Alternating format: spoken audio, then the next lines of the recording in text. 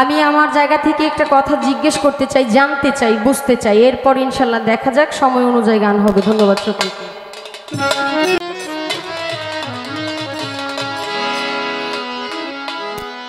যে দরজায় না পৌঁছাইলে, যে দরজায় না পৌঁছাইলে নবীর উম্মত হবে না, নবীর উম্মত হবে না।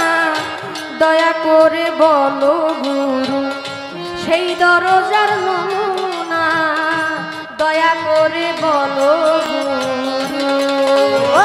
যেই দরজায় না পৌঁছাইলে, যে দরজায় না পৌঁছাইলে নবীর উম্মত হব না, আমি নবীর উম্মত হব না। দয়া করে বলো গুরু সেই দরজার নমুনা, দয়া করে বলো গুরু।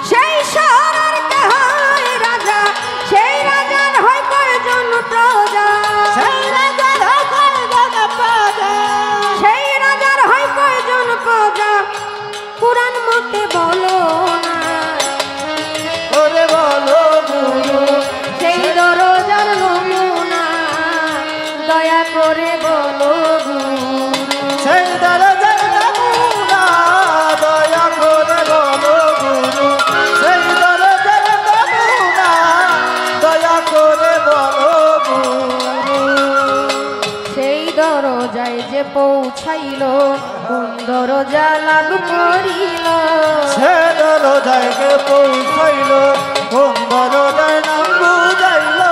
সেই দরজায় যে পৌঁছাইল কোন দরজা লাভ করিল, কোন দরজা খুলে গেল, কোন দরজা খুলে গেল, কোন দরজা খুলে গেল। জানতে মনে বাসনা আমার, জানতে মনে বাসনা। দয়া করে বলো গুরু সেই দরজার নমুনা, দয়া করে বলো গুরু সেই দরজার নমুনা, দয়া করে বলো গুরু সেই দরজার নমুনা, দয়া করে বলো গুরু। দয়াল নবীর শেষের উক্তি রেখে গেলেন একটি কিস্তি, দয়াল নবীর শেষের উক্তি রেখে গেলাম একটি কিস্তি। দয়াল নবীর শেষের উক্তি রেখে গেলেন একটি কিস্তি, সেই কিস্তিতে উঠলে মুক্তি, সেই কিস্তিতে উঠলে মুক্তি, সেই কিস্তিতে উঠলে মুক্তি। নইলে মুক্তি পাবে না, নইলে মুক্তি পাবে না। দয়া করে বলো গুরু সেই দরজার নমুনা, দয়া করে বলো গুরু সেই দরজার নমুনা, দয়া করে বলো গুরু সেই দরজার নমুনা, দয়া করে বলো গুরু। পাগল তারার এই নিবেদন সেই কিস্তির মালিক কয়জন, পাগল তারার এই নিবেদন সেই কিস্তির মালিক কয়জন। পাগল তারার এই নিবেদন সেই কিস্তির মালিক কয়জন। কে কোথায় রয়েছে গোপন, কে কোথায় রয়েছে গোপন, কে কোথায় রয়েছে গোপন। আসরে করব বর্ণনা, দয়া করে বলো গুরু সেই দেশের নমুনা, দয়া করে বলো গুরু সেই দরজার নমুনা, দয়া করে বলো গুরু সেই দরজার নমুনা,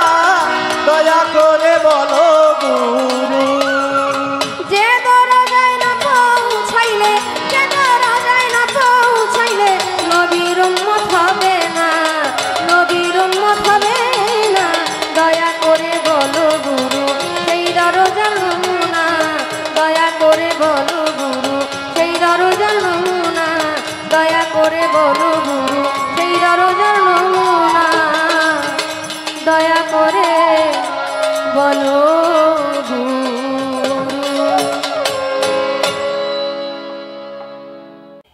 নবীর উম্মত হবে না, হবে না, দয়া করে বলো গুরু সেই দেশেরই নমুনা। আসলে দেশটা কি এই দেশের মতোই, নাকি এই দেশ থেকে একটু ভিন্ন রকম দেশ?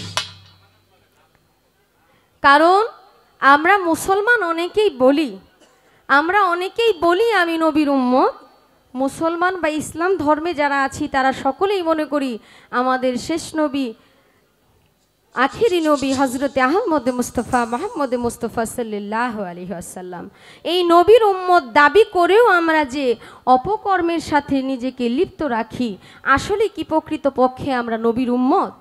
নাকি নবীর উম্মত হতে হলে আমাদের অন্য কোনো দরজায় যাইতে হবে, অন্য কোনো রাস্তায় যাইতে হবে? যদি অন্য কোনো রাস্তায় যেতে হয় তাহলে ওই রাস্তাটা আসলে কোনটা?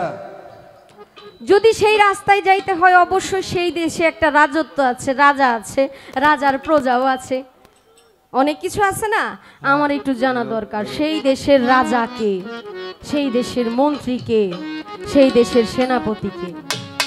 যেই দেশে গেলে আমি নবীর উম্মত হতে পারবো, আমি এক সহজ সরল দেশের সন্ধান পাবো। আমি যে গানটি করলাম এই গানের মধ্যে অনেক কিছু জানতে চাওয়া হয়েছে। আমি জানি যিনি একটা কথাকে 10টা কথা দিয়ে বুঝাতে পারে সেই প্রকৃত গুরু হয়। আমার বাবা জানের অনেক ভক্তবৃন্দ আছে, আমি জানি আমার কথা আপনাদের তেমন বেশি ভালো লাগবে না, কারণ গুরুকে বসিয়ে রেখে এত কথা বলা উচিত না। কারণ গুরুর প্রতি সম্মান রেখেই বলছি, কারণ ওনার চোখের দিকে তাকানোর দুঃসাহস আমার নেই। ভক্ত মানে এমন যে আমার গুরু কি বলতে চায় তার মুখের দিকে তাকাইলেই আমি বুঝতে পারবো। আসলে সেই পর্যায়ে তো আমি এখনো যাইতে পারি নাই, আমার গুরু কি বলতে চায়। আর গুরুর প্রতি আমার যে একটা মহব্বত প্রেম হবে, আমি তো একজন নাদান, আমি যে একজন নালায়েক, গুরুর প্রতি সেই মহব্বত আমার জাগবে কিভাবে, আমি কিভাবে বুঝবো? আমি তার নামে নিজেকে উৎসর্গ করে দিয়েছি, কিন্তু তবু আমার মনে হয় আমি তার প্রেমে নিজেকে বিলীন করতে পারি নাই। তা আমি কিভাবে সেই জায়গায় পৌঁছাবো, এই বিষয়টা নিয়ে আমার বাজান একটু কথা বলবে। যেহেতু একজন আল্লাহর ওলির বাড়িতে এসেছি, মোবারক শাহ বাবার ভক্ত রফিক শাহ, আমি দয়ালদেরকে স্মরণ করে, আমার মুর্শিদকে স্মরণ করে, যার যার মুর্শিদকে বর্জকে রেখে এই গানটি শুনবেন। আশা করি আপনাদের ভালো লাগবে। আমি চেষ্টা করছি আমাদের খুব বিখ্যাত একজন কবির লেখা একটি গান গাওয়ার জন্য। আশা করি আপনাদের ভালো লাগবে। ধন্যবাদ।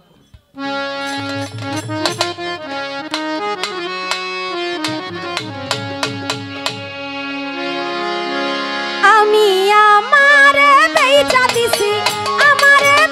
দিছি মাঝ ভান্ডারে যাই রে, আমার কিছুই নাই, আমার কিছু নাই, মুবারক শাহ আমার কিছু নাই। আমারে বেচা দিছি ভান্ডারে যাই রে, আমার কিছুই নাই, আমার কিছু নাই রে, আমার কিছু নাই।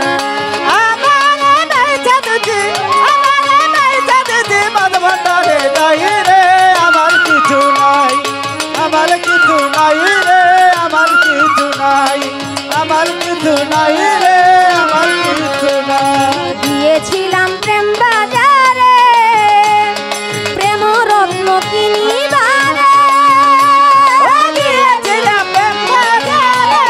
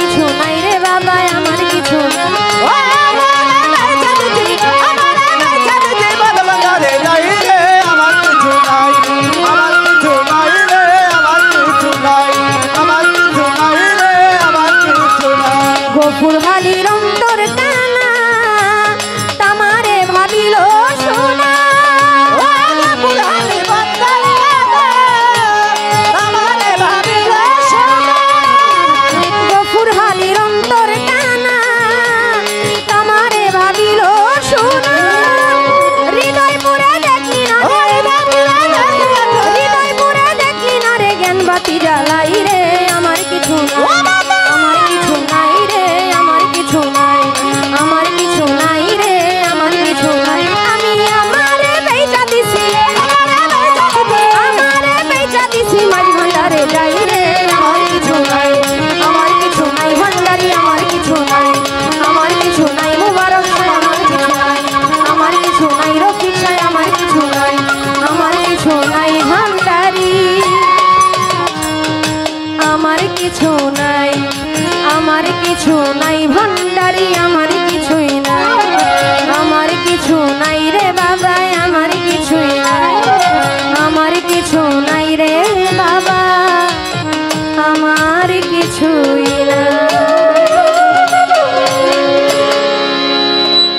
এই দরবার হতে আজকের পালা হচ্ছে গুরু ভক্তের পালা। বাংলাদেশের এই প্রজন্মে যিনি অত্যন্ত সুখ্যাতি অর্জন করেছেন তার আদবতার মাধ্যমে,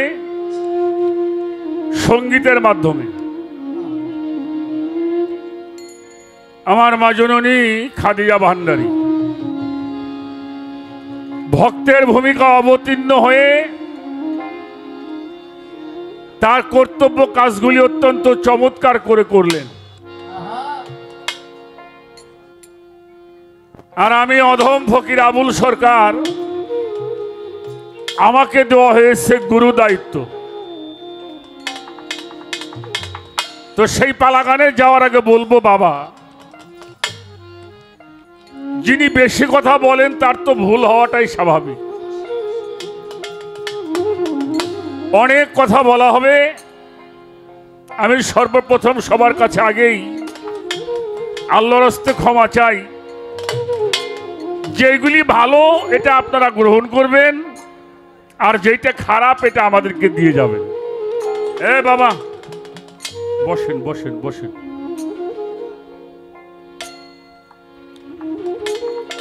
যত বড় ওয়াজিয়ান, যত বড় বক্তা, যত বড় শিল্পী হোক,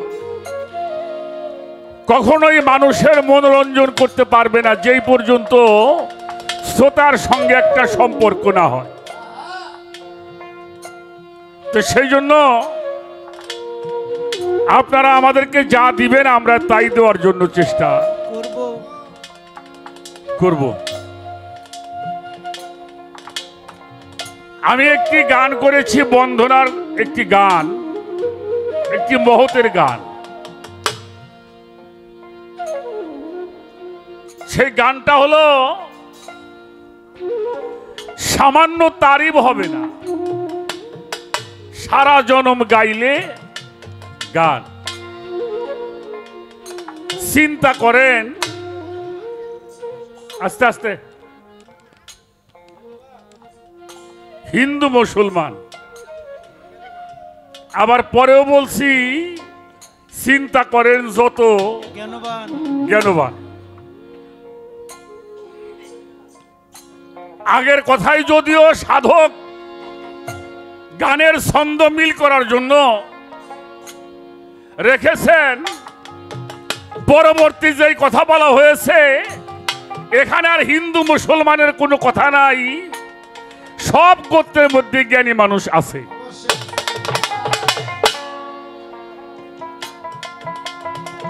সাধকের গানের ছন্দের সংযোজন ঠিক রাখার জন্য তার এই ছন্দ।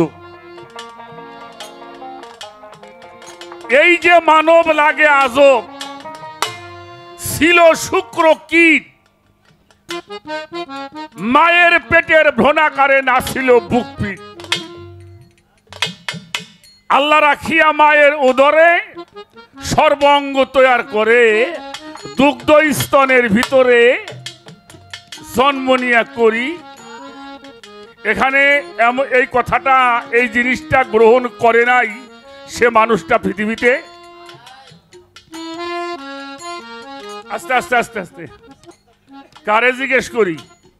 আচ্ছা আমার বাবাজিরে জিজ্ঞেস করি। এই যে মুরব্বী বাবাজি, আপনার বয়স কত? 86 বছর বয়স। 86 না আপনার 87 বছর বয়স? রাখেন। এই বাবাজির বয়স হলো ৮৬ বছর। এটা দুনিয়া আইছে তারপরে, এর আগেও তো প্রায় ১ বছর মার গর্বে ছিল। কি তাহলে ৮৬ বছর না ৮৭ বছর বয়স? হ্যাঁ ৮৭ বছর না। আচ্ছা ৮৮ বছর আগে উনি হিন্দুরা মুসলমান ছিল। এখন কি কই? এর বাবাও কইতে পারবো না। কি আমার কথাটা বুঝতে পারছেন? তাহলে এজন্য আল্লাহ তাআলা বলেছেন, আমি ওই গোত্র তখন ধ্বংস করি নাই যেখানে আমি রসুল প্রেরণ না করিয়াছি। ওই এলাকা, ওই গোত্র তখনও ধ্বংস করি নাই আমি যতক্ষণ পর্যন্ত সেখানে রসুল প্রেরণ না করেছি। আর যখনই সেই রসুল সেখান থেকে আঘাত পেয়ে চলে গিয়েছেন, আল্লাহ সেখানে গজব নাজিল করেছেন। সেই জন্য বাবা, মানুষ যদি হওয়া যায়, যতক্ষণ হিন্দু মুসলমান বৌদ্ধ খ্রিস্টান এই জাতের সাইনবোর্ড যতক্ষণ পর্যন্ত মাথার মধ্যে আছে ততক্ষণ পর্যন্ত মানুষ হওয়া যাবে না। যাবে যাবে মানুষ বড় কঠিন জিনিস। আমাদের ময়মনসিংহের একজন সাধক কবি জালালউদ্দিন খাঁ সাহেব, তার একটা গানে আছে, হাত পাও নিয়ে জন্ম নিলেই মানুষ বলে কয় না তারে, মানুষ হইতে কয়জন পারে। যত সব পশু পাখি ভূত পিচাস নাই রে বাকি, কালেতে সবাই দেখি মানুষ আকার ধরে। লক্ষ জনই ভ্রমণ কইরা মানুষ হয় তার পরে, মানুষ পশু যাইরে সেনা কেবল স্বভাব কর্ম অনুসারে। আমার কথায় কেউ কষ্ট নিয়েন না। এক সময় আমাদের দেশে সোনের ঘর বেশি ছিল। একটা ইউনিয়নের মধ্যে ৫টা বাড়ি পাওয়া যেত, টিনের ঘর ছিল, ঠিক না? আচ্ছা এখন কি সোনের ঘর আছে? হ্যাঁ, টিনের ঘর এখন বেশি পাওয়া যায় না, বিরাই বিল্ডিং হওয়া ধরছে, ঠিক না? এখন বাইসাইকেলের চাইতে মোটর সাইকেল বেশি। কথা কন না কেন? হ্যাঁ, দেখবেন কিছু পোলা মানে গাড়ি চালায়, গাড়ি কিনছে ৫ বছর ধরে, কিন্তু পাশার মধ্যে লেখা আছে 1 টেস্ট। 1 টেস্ট, এর প্লেট নাম্বার নাই। আছে? আমার মতো কিছু মানুষ আছে, ওরা নামে মানুষ, কিন্তু মানুষের প্লেট নাম্বার গায়ে বসে নাই। আর মানুষ যদি হতে চাও তাহলে মানুষের সঙ্গ লাভ করো। মানুষের হয় করণ ভিন্ন কার্যদায়ে পাবে চিহ্ন, সকলেরই অগ্রগণ্য নিত্য সদাচারে। দেবজীব গুরু ভক্তি জীবে দয়া করে, পঞ্চপ্রেমে থাকলে মাখা শুদ্ধ মানুষ বলে। ভেবে কবি জালাল বলে, এই মানুষের সেই মানুষ মিলে, এক মানুষের কৃপায় কত মানুষ যাবে তোরে। জাতে জাতের একটা মানুষ আসিলে সংসারে, কোটি মানুষ তোরে যাবে ওই আল্লাহর ওলির নামের। তো এই জন্য বাবা, ওই গানের মধ্যে 2টা কথাই বলা আছে, হিন্দু মুসলমানও বলা আছে, আবার জ্ঞানবানও বলা আছে। শুনছে শুনছে, শুনে নাই আপনি একটু কই লইব না। হ্যাঁ, জীবন কাম তো এগুলি। হ্যাঁ, আর একটা প্রশ্ন, উনি আমাকে একটা ভক্তি মঞ্চে করছেন। এটা আমাদের এক সমাজে এক প্রকারের মানুষ এটা ভালো চোখে দেখে না। আবার আমরা যারা একটু এগুলি করি, আমাদেরকে মাজার পূজারি বলা হয়। আমরা কি? মাজার পূজারি, বহুত কিছু কয়। ভালো, এইটা নিয়ে একটা জ্বালা যন্ত্রণার মধ্যে আছে, এটার একটা ফয়সালা করতে হবে। আর নবীর উম্মত কিসে হওয়া যাবে, তাই তো? আমার দয়াল নবীর শেষের উক্তি রেখে গেল একটা কিস্তি, কি রাখছে? মাসালা মাসালা আহলে বাইতিহি কামা সাপিসালা মান্দা খালা মিন্নুহি ফানাজ্জি। আল্লাহ রসুল মুহাম্মাদুর রাসূলুল্লাহ সাল্লাল্লাহু আলাইহি ওয়াসাল্লাম উনি বলেছেন নূহ নবীর সময় একটা প্রলয় হয়েছিল কিনা? ওই নূহ নবীর সময় যখন একটা প্রলয় হলো, আল্লাহ তাআলা নূহ নবীকে বলেছিল একটা নৌকা তৈরি করবার জন্য। এটা কোরআন শরীফের মধ্যে এখনো আছে। আমার কথায় বিরক্ত হন বাবারা, আমি 2 মিনিট কথা বলি। যত নবী আসছে নূহ নবীর মতো এত চোখের পানি কোন নবী। নূহর বাংলা হলো ক্রন্দনকারী। এত কান্না করে এত বুঝায়ও একটা মানুষকে ধর্মের পথে আনতে। আল্লাহরে কইল, আল্লাহ আমার এই কষ্ট আর সহ্য হয় না, আল্লাহ আমারে তুমি নিয়ে যাও। আমার একটা কথাও মানুষ। আমার আল্লাহ বলে, নূহ আমার ওই নবুয়তের পোশাকটা তুমি আমারে খুলে দিয়ে দাও। তা নবুয়তের পোশাক যদি খুলে দেওয়া হয় তাহলে তোর সে শ্রেষ্ঠের কাতারে থাকতে পারে না। পারে না। আল্লাহ বলল, নূহ একটা কাজ করো। কি কাজ করব? একটা নৌকা বানাও। এই ঘটনা আপনারা সবাই জানেন। তারপরে একটু এই নৌকাটা গভীর ছিল 40 হাত আর 120 হাত ছিল লম্বা। কিস্তি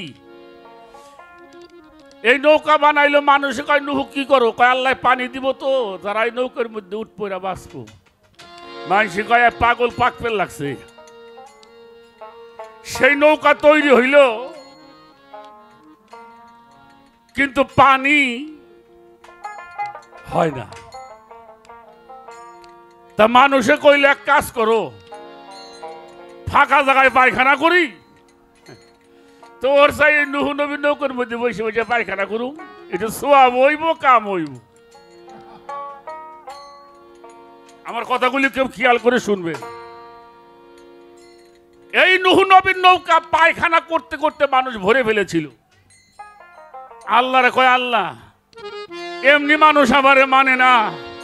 বানাইলাম নৌকা, দিলে না পানি, এখন মানুষে পায়খানা করে। আল্লাহ কইলে, একটু ধৈর্য ধরো। আমি ছোট করে বলতেছি, 80, 90, 95 বছরের এক বুড়ি, ওই যে আগে দেখতেন না বেকা হয়ে মানুষ হাঁটতো, গুজে বুড়ি, নাতিন দেখো যাই একটু আইগে থুয়েছি, এটা সব হবে না। তো সিঁড়ি বাইয়ে উইটা ওই গুড়ের উপরে বসে গেছে, টুপুত করে বইরে গেছে। ও তো অল্প 40 হাত। বাবা যেই নৌকার মধ্যে পড়ে গেছে 85-90 বছরের বুড়ি 18 বছরের যুবতী হয়ে গেছে। সুবহানাল্লাহ। আচ্ছা কোন দিক কি অবস্থা? এই দেখেন কিরামতি শুরু হয়েছে। নাতিনি কয়, দাদি তুমি কিরা? কইলে, আমি তোর দাদি। এটা কি? কয়, আরে কথা কইস নে, এটা রহমতের নৌকা। সুবহানাল্লাহ। আগে আসলে পায়খানার নৌকা না, কি হয়েছে? রহমতের নৌকা হয়েছে। গেছে বাড়ি, বুড়া কয়, তুমি কিরা? কইলে, আমি বুড়ি। এ তুমি দেই সারি। কইলে, তুমি শিগগির যায় ডুব দেয়ছো, নাহলে কিন্তু আমি চলে যাবানি। বুড়া কয়, বুড়া গেলে বউয়ারামু। হ্যাঁ যায় ডুব দিছে, সে 22 বছরের যুবক হয়ে গেছে। সুবহানাল্লাহ। ওই মিয়া, এখনো যদি কেউ নবীর নৌকার মধ্যে ডুব দেয়, উনিও যুবক হয়ে যাবে। মানুষ কি শক্তিতে যুবক হয়? মানুষ জ্ঞানের পরিচয় হয়, ঠিক কিনা? তুমি যদি এখনো নবীর নৌকার মধ্যে ডুব দাও, এখনো তুমি যুবক হয়ে যাবা। যিনি যুবক হবে তিনি জান্নাতে যাবে, আর যিনি জান্নাতে যাবে তার মরণ হবে না। বিরক্ত হন মানুষ। আমাকে ফরিদপুরে একবারে ফটিক নামে এক শ্যামরা হয়েছিল। নগরকান্দায়। নগরকান্দা থানা ছাগলদি। আরে মেম্বার সাহেব জানেন তো, পরে ডিসি সাহেব বাস দিয়েও কুলায় না। পয়লায় তো ওই পাতিল পুতিলে ভূত দিত, পরে পুকুর বইতে থুইতো উনি খালি।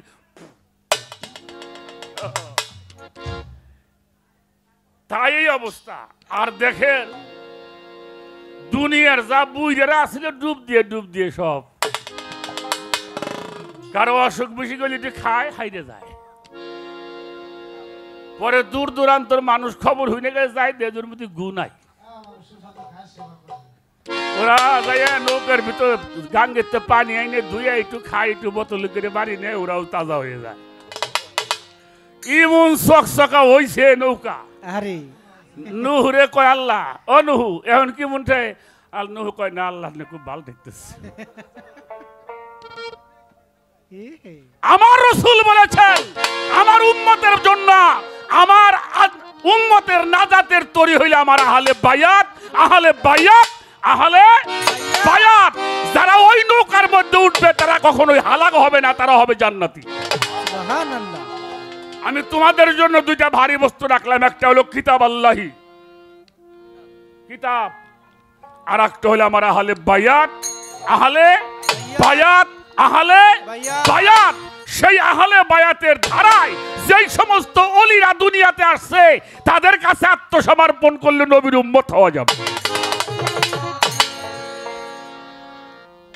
কি বলেন? যতক্ষণ পর্যন্ত এখানে আত্মসমর্পণ করবে না, আত্মসমর্পণকারী হলো মুসলমান। আত্মসমর্পণকারী মুসলমান কার কাছে করবেন?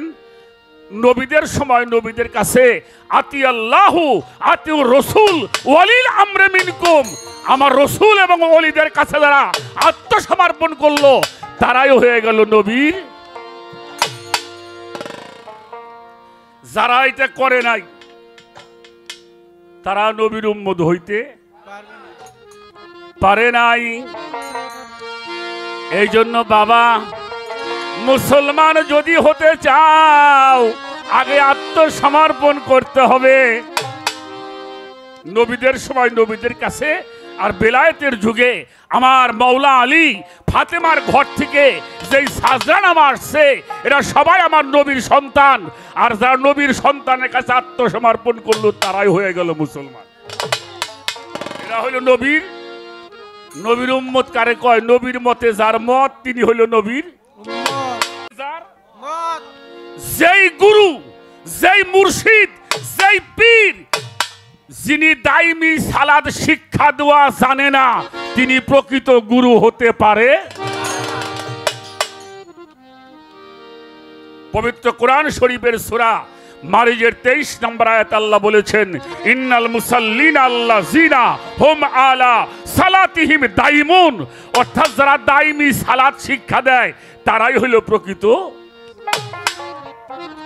গুরু। যিনি দাইমি সালাত শিক্ষা দিতে জানে না, দাইমি সালাত যে বোঝে না, তিনি প্রকৃত গুরু হইতে পারে না। আমার একটা গান মনে পড়ছে, গানটা গাইয়ে বসে পড়ব। ভক্তি টক্তি যাইতে চাও, কাম তো ভালোই করছাও।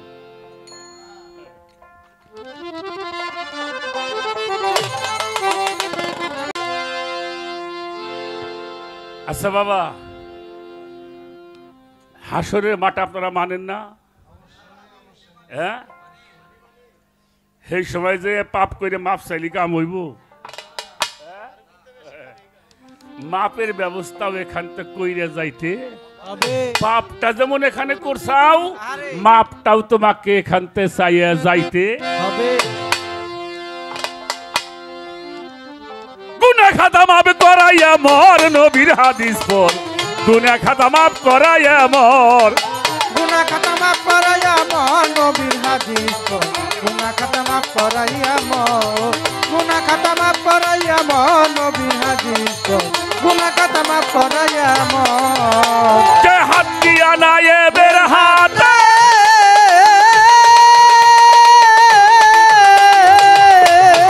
ও বলো হাত দিয়া নায়েবের হাতে দাখিল হয় আহলে বায়াতে। জাহেলাতে মরণ হয় না তার, নবীর হাদিস পড়। গুনাহ খাতা মাফ করাইয়া মর জগতে, গুনাহ খাতা মাফ করাইয়া মর নবীর হাদিস পর, গুনাহ খাতা মাফ করাইয়া মর। হাতিয়ানা এবের হাতে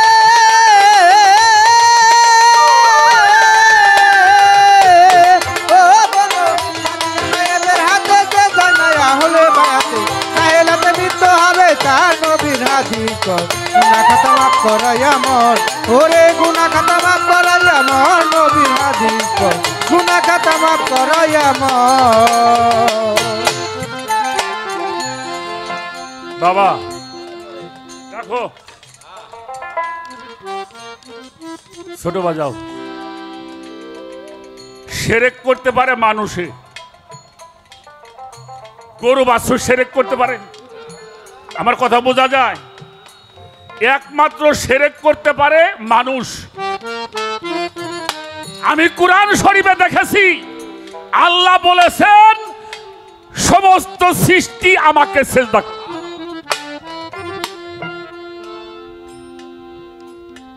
সমস্ত সৃষ্টি কি করে? জিন, ফেরেশতা, মানব দানব, সিগাল, কুকুর, 18,000 মাখলুকাত আল্লাহকে সিজদা করে। আচ্ছা আমার দয়াল নবীরে গাছে সিজদা করে নাই? করে নাই? করছে। বৃক্ষ নবীরে সিজদা করে নাই? আবু জেহেল বলেছিল মুহাম্মদ যদি এই বৃক্ষ খেজুর বৃক্ষ তোমাকে সালাম করে, তাজিম করে, সম্মান করে, তাহলে বলবো তুমি আল্লাহর নবী।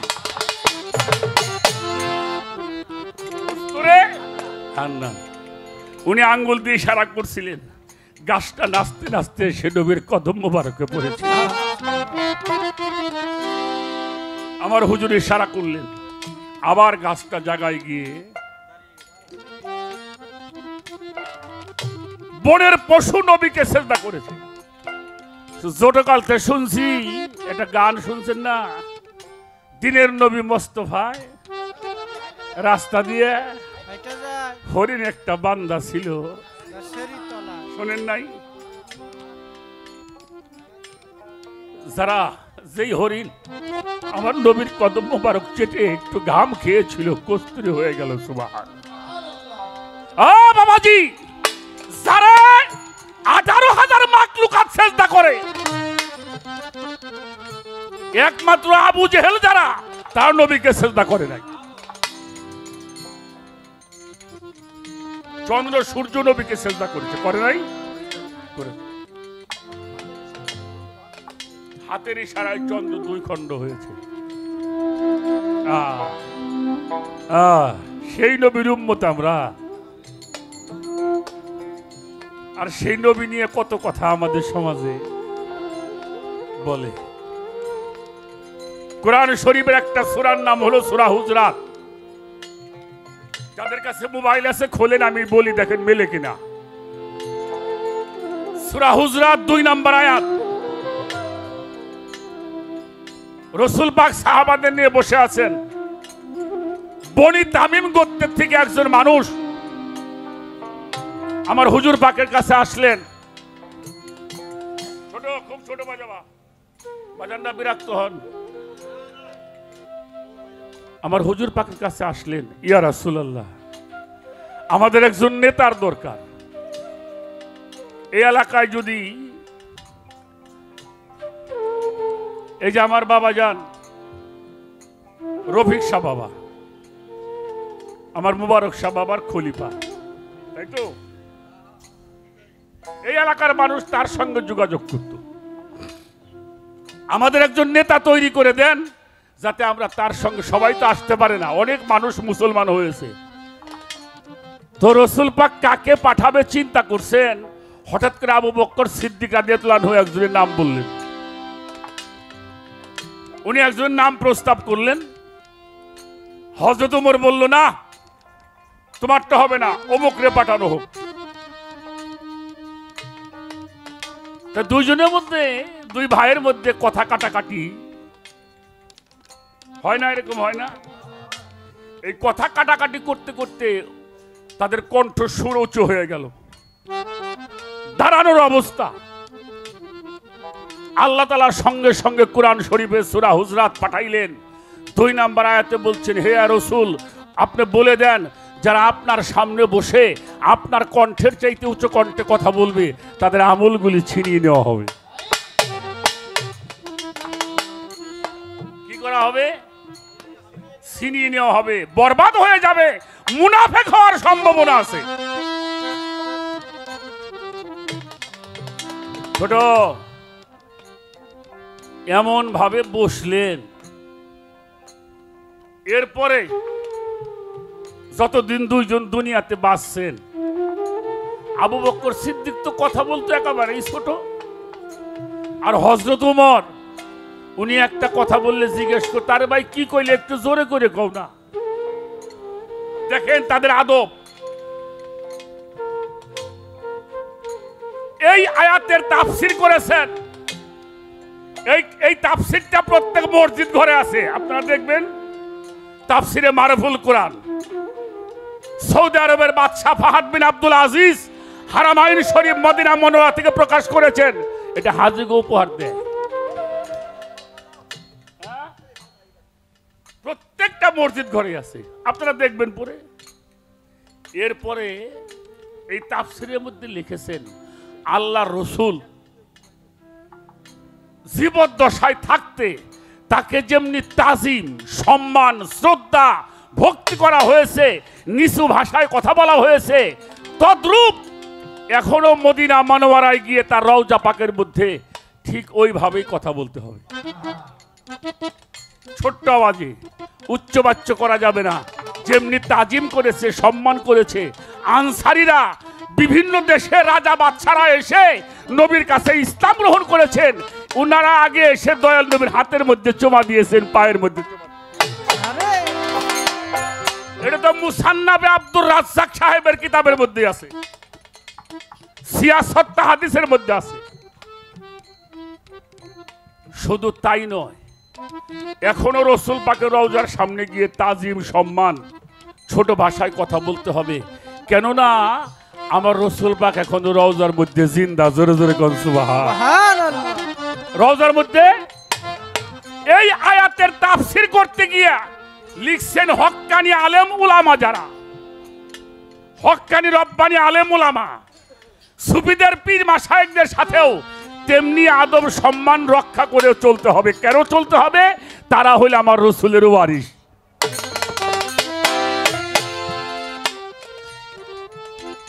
তারাও যেমনি সাহাবারা আমার হুজুর পাককে যেমনি তাজিম সম্মান করেছে, হক্কানি রব্বানি আলেমুল আমাদের কাছে গিয়েও আপনাকে ছোট ভাষায় কথা বলতে হবে, আদব রক্ষা করে চলতে হবে। যদি তার বাড়িতে কিছু জানতে চান, তাকে যা ডাক দেওয়া যাবে না, আপনি দরজায় বসে থাকবেন, উনি উঠলে কথা বলতে হবে।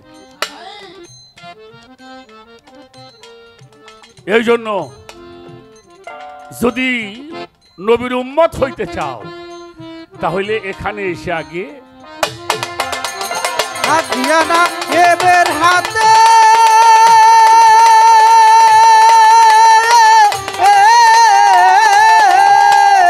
ও বলো, হাতিয়ানা এবের হাতে যায় না হলে বায়াতে জাহেলাতে মৃত্যু হবে তার নবীর হাদিস পর।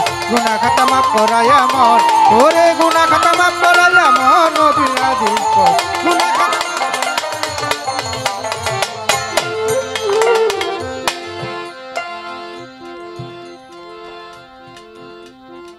ভবের পরে থাকতে তাজা,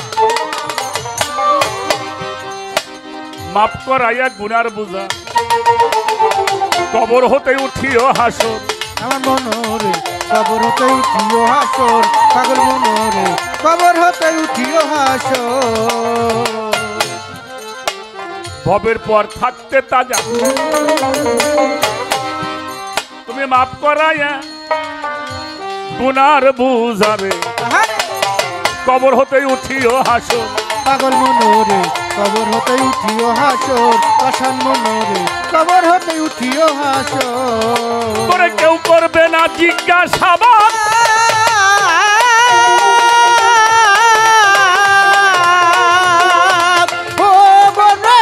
কেউ করবে না জিজ্ঞাসাবাদ, কামেল পীরের হইলে বায়াত, কেউ করবে না জিজ্ঞাসাবাদ, কামেল পীরের হইলে বায়াত।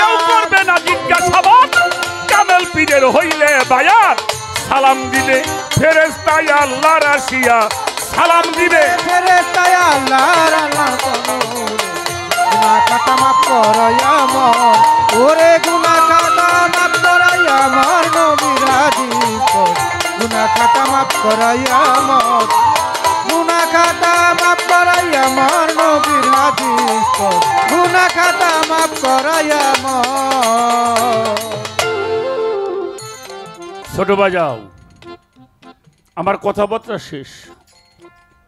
যারা মাদ্রাসায় লেখাপড়া করেন তারা ভালো জানে, যখন হাদিস পড়তে যায় আমাদের ছেলেরা ৬৬টা হাদিস প্রথম পড়ানো হয় মেশকাত শরীফ, লাস্টে পড়ায় বুখারী শরীফ। যেটা মেশকাতুল মাসাবি, এই মেশকাত শরীফের মধ্যে জিল্লে সানির ১২৮ পৃষ্ঠার মধ্যে উল্লেখ করেছেন হযরতে আব্দুল্লাহ ইবনে ওমর, উনি উল্লেখ করেছেন ওমান মাতা আলাই সাফি আনুহি মাইতাফি জাহিলিয়াত, কোন মানুষ যদি বায়াত ব্যতীত মারা যায় তার মরণটা হবে জাহিলিয়াতের মতো। তাহলে জাহেল থেকে মুসলমান হতে হবে, আর যিনি মুসলমান হয় উনি নবীর উম্মত হয়। যিনি মুসলমান হতে পারলো না সে নবীর উম্মত হইতে। তাই সাধক তার গানের মধ্যে সেই কথাটাই হাদিয়ানা এবের হাতে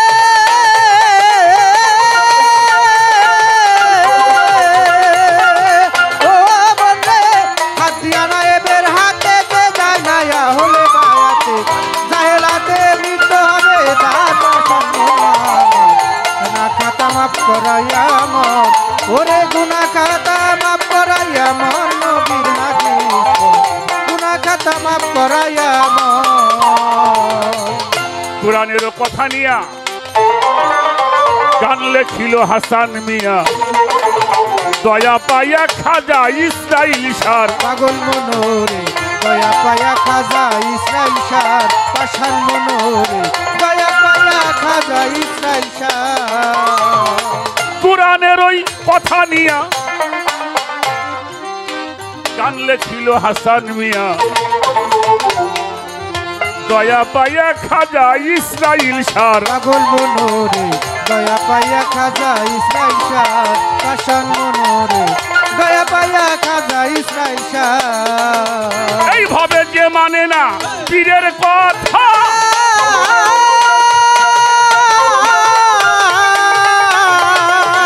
ও বন্দে সে মানবে না পীরের কথা, সেটাই নবীর প্রাণে ব্যথা। ওরে দেবানে না পীরের কথা যেটা নবীর ব্যথা সে মানে না পীরের কথা, সেটাই নবীর প্রাণে ব্যথা। নবীর জন্য আল্লাহ হয় বেজার গো বাজান, নবীর জন্য আল্লাহ বেজার পাগল আমার গুনাহ খাতা মাফ করাইয়া মর ওরে গুনাহ খাতা মাফ করাইয়া মর নবীর হাদিস গুনাহ খাতা মাফ করাইয়া মর আরে গুনাহ খাতা মাফ করাইয়া মর নবীর হাদিস গুনাহ খাতা মাফ করাইয়া মর। ছোট বাজারে পলাশ বাবা, আমার কথায় আপনারা বিরক্ত হন? আচ্ছা, কোরআন যদি কিছুর ফয়সালা করে সেখানে হাদিস লাগবে? হ্যাঁ, হাদিসের দরকার নাই তা বলবো না। যেখানে কোরআন ফয়সালা করবে আর কোনো কথার প্রয়োজন পড়ে না। কেন বললাম? আল্লাহ রসুল বলেছেন কোরআন শরীফের সূরা আশ-শুরা 23 নম্বর আয়াতে, কুল্লা আসআলুকুম আলাইহা আজরান ইল্লাল মাওয়াদ্দাতা ফিল কুরবা, তোমাদের কাছে আমি কিছুই চাই না এই রিসালাতের পারিশ্রমিকের বিনিময়ে শুধু আমার আহলে বায়াতের মোহব্বত ছাড়া। আর সেই আহলে বায়াতকে জানতে হলে আপনাকে একজন কামেল পীর মুর্শিদ আপনাকে গ্রহণ করতে। আমাদের দেশে কিছু মানুষ আছে বাবা, আমি বুঝি না, আমার ভুলও হইতে পারে, তারা কয় কিছু কিছু কথা বললে কয় ওটা তো আগের নবী গো, শরীয়ত ছিল। কোরআন শরীফের মধ্যে একটা সূরা আছে বাবা, আমি যতটুকু জানি পড়ছি, আরো থাকতে পারে। 2টা সূরা নাজিল হয়েছে সম্পূর্ণ একবারে। তার একটা হইল সূরা ফাতিহা, যা ছাড়া নামাজ হয় না। হয় যে নামাজি পড়েন সেখানে হইতে। আর একটা সূরা নাজিল হয়েছে সূরা ইউসুফ, এটা নাজিল হয়েছে সেজদার কারণে। এই ইউসুফ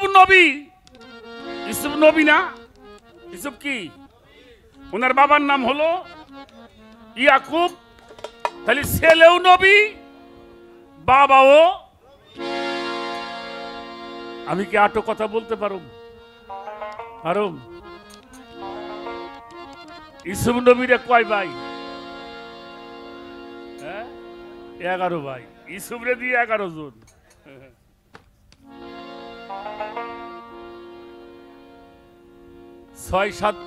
6 বছর বয়স, রাত্রে শুয়ে ঘুমাইছে, স্বপ্নে দেখে ইউসুফ আকাশের সূর্য চন্দ্র 10টি নক্ষত্র ইউসুফ নবীর পায়ের মধ্যে সেজদা করে। এটা আছে না? হ্যাঁ। তো সকালবেলা বাবা, এই যে আমার বাবা বসে রয়েছে, বাচ্চা মানুষ তো বাবার কোলের মধ্যে বসে মুখের মধ্যে হাতাই দিছে। বাবা আমি একটা স্বপ্নে দেখছি বাবা। ইয়াকুব নবী কয়, কি স্বপ্নে দেখেছো? বললো, স্বপ্নে দেখলাম আকাশের সূর্য চন্দ্র 10টি নক্ষত্র আমার পায়ের মধ্যে সেজদা করে। সুবহানাল্লাহ বলেন না? ইউসুফ নবীকে বুকের মধ্যে জড়াই ধরে বলছিল, তুই তো একদিন আল্লাহর নবী হবি। সুবহানাল্লাহ বলবেন না? সুবহানাল্লাহ। তুমি একদিন নবী হবা। তবে একটা কথা বলি বাবা,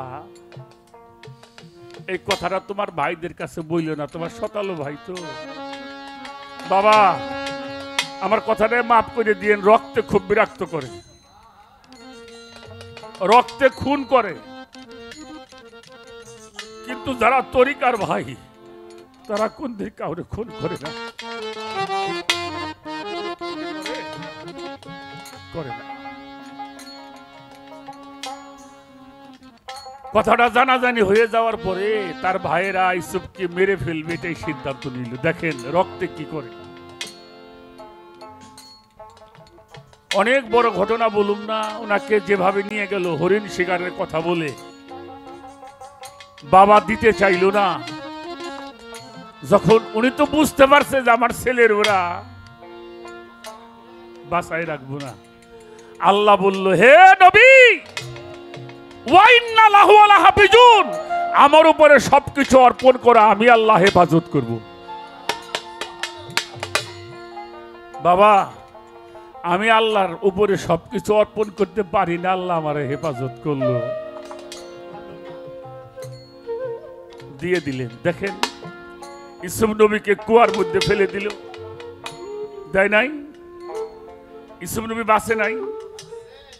এই জন্য মুরব্বীরা বলতো, রাখে আল্লাহ মারে কে? যদি আল্লাহ রাখে তারা কেউ মারতে পারবে না। বাবা দেখেন সেই ইউসুফ নবীর কারণে ইয়াকুব নবী কানতে কানতে 2টা চোখ কানা হয়ে গেছিল। বাবার 2টা চোখ, কারণ আপনার বাবার 100 বছর বয়স, 5 ভাই। বাবা যদি মারা যায়, বাবাকে কান্দে করে আপনি সুন্দর মতো সমাধি করলে এটা ছেলেদের জন্য ভালো। বাবা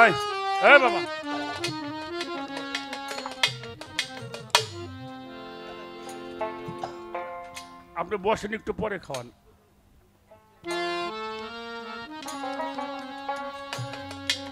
এই জন্য তো আমাদের গান নিয়ে মানুষ কথা বলে। দেখেন কোরআনের কথা হচ্ছে, তারপরে আমরা একটু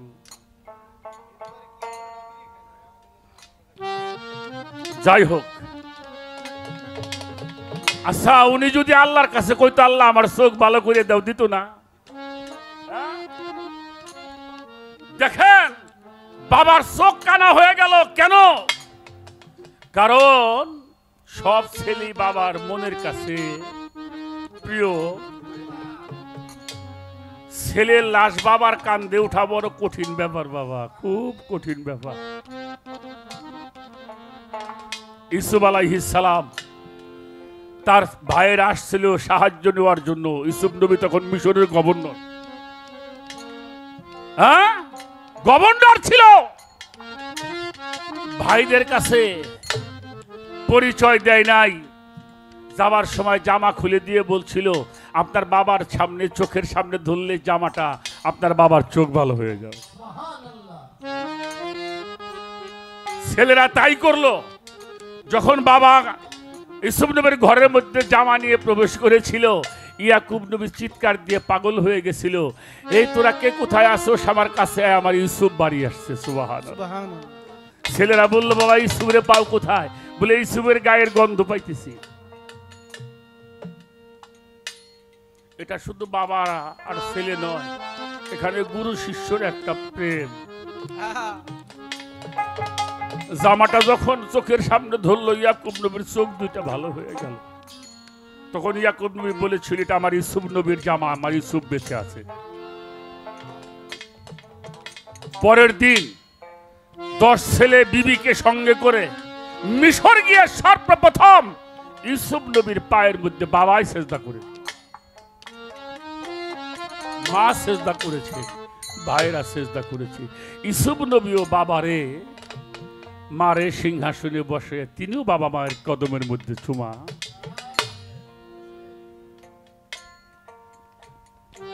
বুখারীর হাদিস তো আমরা কোরআনের পরে মানি নাকি? কোরআনের পরে কি? বুখারী হাদিস। এই বুখারী শরীফ হাদিসের মধ্যে হযরত উমর ইবনুল খাত্তাব রাদিয়াল্লাহু আনহু উনি একটি হাদিস বর্ণনা করেছেন, আল মুমিনু আকরাবু মিনাল কাবা, আল্লাহর ওলিগণ খানায় কাবা হইতে অতি উত্তম। সুবহানাল্লাহ।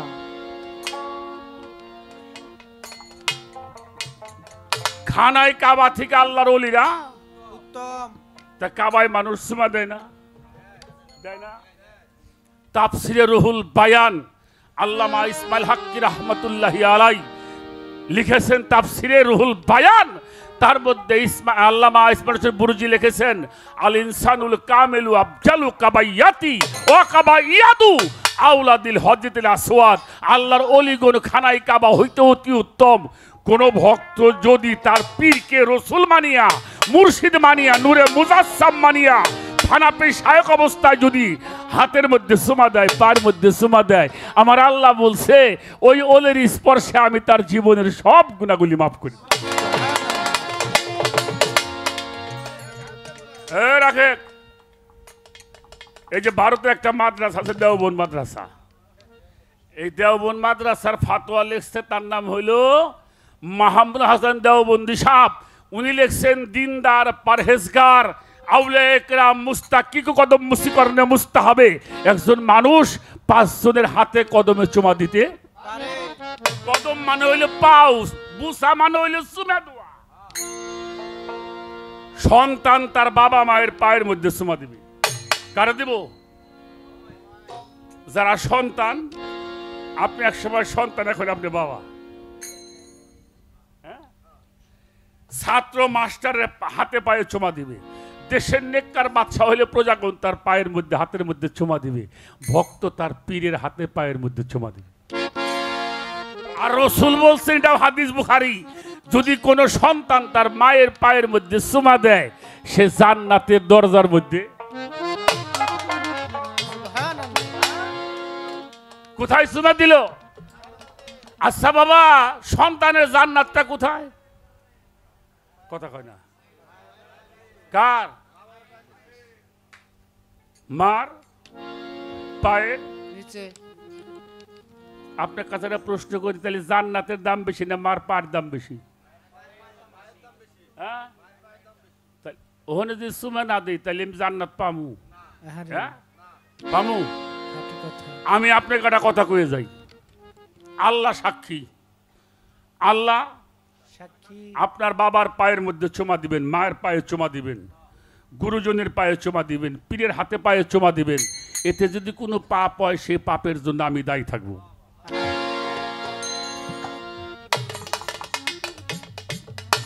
তুমি দলিলটা কি করবে? তো এই পাপের ভাগে আমি, পাপের দায়িত্ব আমার। আমরা তো বাবা মায়ের পায়ে চুমা দিব তো ইনশাল্লাহ। যে সন্তান বাবা মায়ের পায়ের মধ্যে চুমা দেওয়া জানে, ও সন্তান কোন পিতা মাতার কষ্ট দেওয়া জানে না। কি বললাম, ভুল কইছি বাবা? এক সময় আমরা স্কুলে গেছি পরীক্ষা দেওয়ার জন্য, বাবা মায়ের পায়ের মধ্যে আমরা চুমা দিয়ে গেছি। গেছেন না? এমন লোক আছেন না? এই যতদিন পর্যন্ত এই আইনটা আমাদের দেশে আসিল, ততদিন পর্যন্ত বাংলাদেশে এটা ভিক্ষা করার জন্য বৃদ্ধ আশ্রম পাওয়া যায় নাই। আর এইটা বেদাত হইছে, আর বৃদ্ধ আশ্রমের এখন অভাব। গুতের চোটে বুঝবি লালন দিনে দিনে। আরে হাতিয়া না এদের হাতে যে তাই না হলে বায়াতে কাহেলাতে বৃত্ত হবে তার নবীর হাদিস। গুনাহ খাতা মাফ করো আমার, ওরে গুনাহ খাতা মাফ করাইয়া আমার নবীর হাদিস। গুনাহ খাতা মাফ করাইয়া আমার। পীরের হাতে হাত দেব না, পাশের গুনাহ আর রবে না। সামনে যাইয়া হুকুম তামিল কর, পাগল মনোরে সামনে তাহার হুকুম তালিম কর। পাষাণ মনোরে সামনে তাহার হুকুম তামিল কর। পীরের হাতে হাত দেবে মোনা, পাশের গুনাহ আর রবে না। সামনে যাইয়া হুকুম তামিল কর, পাগল মনোরে সামনে যাইয়া হুকুম তামিল কর। পাষাণ মনোরে সামনে যাইয়া হুকুম তামিল কর। তোর মুর্শিদ যদি কইরা দেয় মাপ,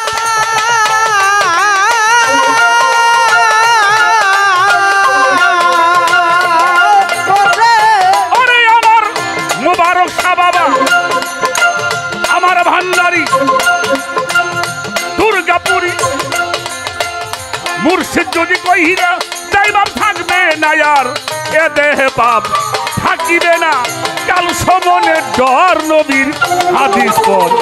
গুনাহ খাতা মাফ করাইয়া মর জগতে, গুনাহ খাতা মাফ করাইয়া মর নবীর হাদিস পর। গুনাহ খাতা মাফ করাইয়া মর। হাত দিয়া না এদের হাতে,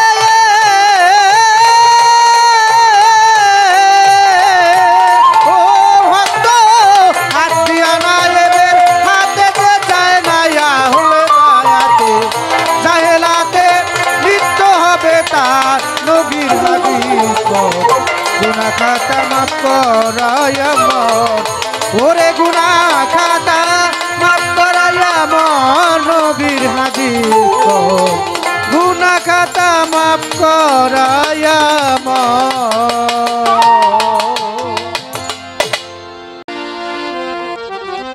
আর একটা গান করে বসে দেখা যাক।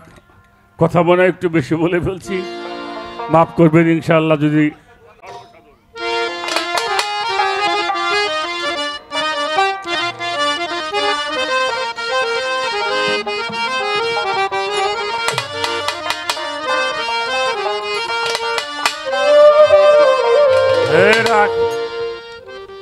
আমার মায়ের একটা কথা কই মা,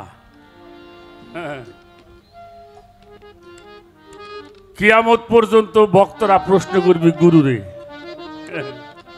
আমরা যারা আছি কিয়ামত পর্যন্ত প্রশ্ন করবি গুরুরে। আর গুরু একটা কথা কয়ে দিছে, লালন শাফকের সেই কথাটা,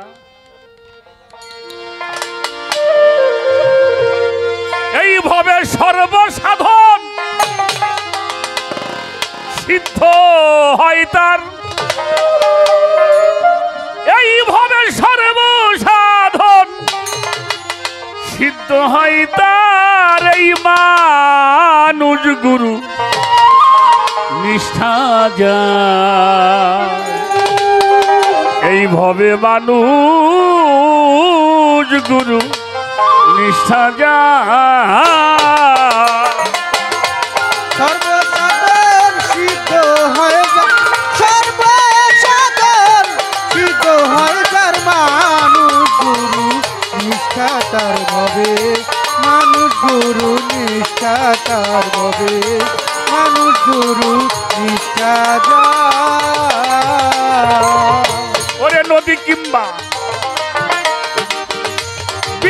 বিলবাওর খাল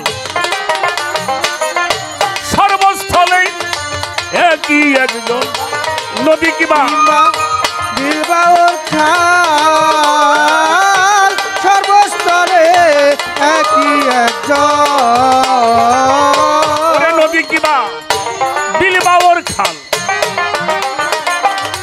সর্বস্থলে একই একজন একা মেরে সাই ফেরে সর্বথাই একা মেরে সাই ফেরে সর্বথাই একা মেরে সাই ফেরে সর্বথাই মানুষে মিশিয়া হইবে দান্ত মানুষ গুরু নিষ্ঠা যারে ভবে মানুষ গুরু নিষ্ঠা যা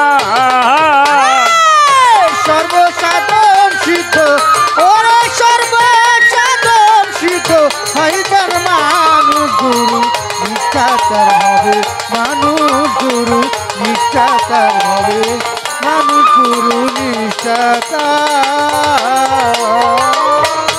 আপনারা কোরআন শরীফ দেখবেন আগেকার নবী যারা ছিল তাদের উম্মতকে বলা হতো হাওয়ারি ঈসা নবীর উম্মতকে বলা হতো হাওয়ারি আর আমার নবীর উম্মতকে বলা হতো সাহাবা কি নবীর কি সাহাবা আর এই জামানায় পীর মুর্শিদের হয় ভক্ত এই সাহাবা ভক্ত হাওয়ারি এক জিনিস যারা গুরু ভিন্ন কোনো কিছুই বোঝে এই জন্য সাইজি বলে সর্বসাধন সিদ্ধ হয় ওরে সর্বসাধন সিদ্ধ হয় যার মানুষ গুরু নিষ্ঠা তার হবে মানুষ গুরু নিষ্ঠা তার হবে মানুষ গুরু নিষ্ঠা তার। ওরে নিরাকারে জ্যোতির্ময় যে আকার সাকার রূপ ধরেছে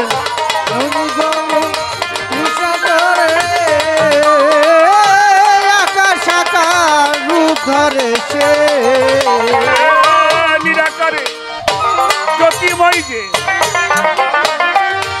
আকার সাকার রূপ ধরেছে ও যেই দিব্য জ্ঞানী হয় সেই জানিতে পায় দিব্য জ্ঞানী হয় সেই জানতে পায় দিব্য জ্ঞানী হয় সে জানতে পায় কলির যুগে মানুষ অবতার মানুষ গুরু নিষ্ঠা যার ভবে মানুষ গুরু নিষ্ঠা যার সর্বসাধন সিদ্ধ ওরে সর্বসাধন সিদ্ধ হয় যার মানুষ গুরু নিষ্ঠা তার হবে মানুষ গুরু নিষ্ঠা তার হবে মানুষ গুরু নিষ্ঠা তার।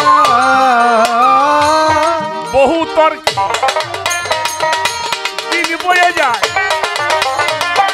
বিশ্বাসে ধন নিকটে পায় বহু তর্কে দিন বয়ে যায় বিশ্বাসে দম নিকটে পায় আর বহু তর্কে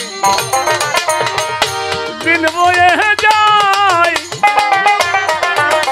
মুবারক শাহ বাবা বিশ্বাসে ধন নিকটে পায় সিরাজ সাইডেকে বলে লালনকে শিরা সাইডেকে বলে লালনকে সিরাজ সাইডেকে বলে লালনকে কুতর্কের দোকান করিস নে আর মানুষ গুরু নিষ্ঠা যার ভবে মানুষ গুরু নিষ্ঠা যার সর্বসাধন সিদ্ধ হয় ওরে সর্বসাধন সিদ্ধ হয় যার মানুষ গুরু নিষ্ঠা তার হবে মানুষ গুরু নিষ্ঠা তার হবে মানুষ গুরু নিষ্ঠা তার।